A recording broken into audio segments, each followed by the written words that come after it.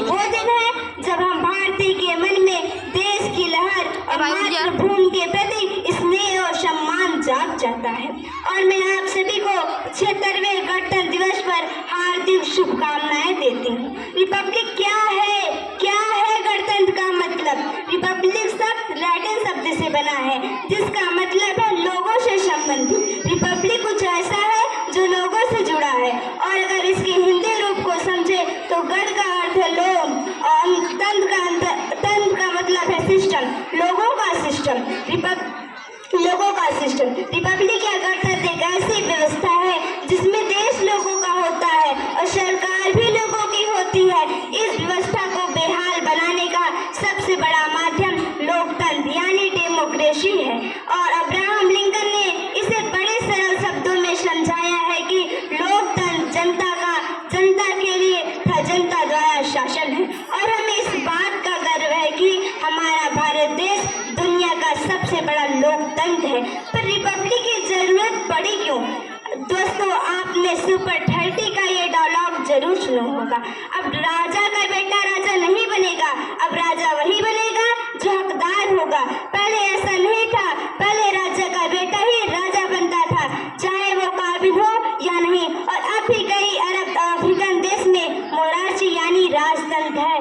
खूब बातें हैं, अमन की गंगा बहने दो, खूब बातें हैं, अमन की गंगा बहने दो, मत फैलाओ देश में दंगा रहने दो, लाल और हरे रंग में ना बांटो हमको, लाल और हरे रंग में ना बांटो हमको, मेरे छत पर एक तिरंगा रहने दो, मेरे छत पर एक तिरंगा रहने दो।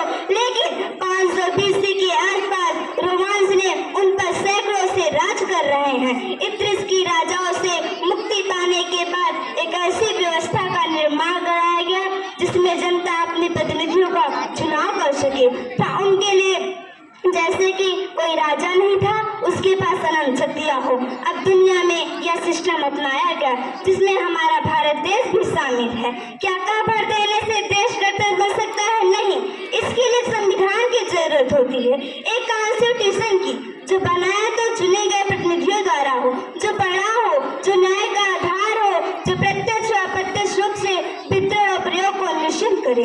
आजादी मिलने से पहले 9 दिसंबर 1946 को संविधान सभा पारित किया गया। इसके 2 वर्ष 11 माह 18 दिन बाद 26 नवंबर को संविधान दिवस यानी कॉन्स्टिट्यूशन डे के रूप में मनाया जाता है। संविधान पारित तो हुआ है पर लागू नहीं। लागू करने के लिए ऐतिहासिक तारीख 26 जनवरी 1950, क्योंकि ठीक 20 साल पहले ही भारतीय राष्ट्रीय कांग्रेस ने भारत को पूर्ण स्वराज घोषित किया था। पंडित जवाहरलाल नेहरू ने तिरंगा फहराया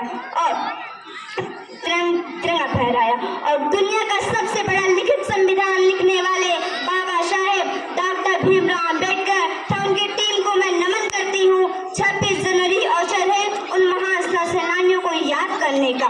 मंगल पांडे, नेताजी सुभाष चंद्र बोस,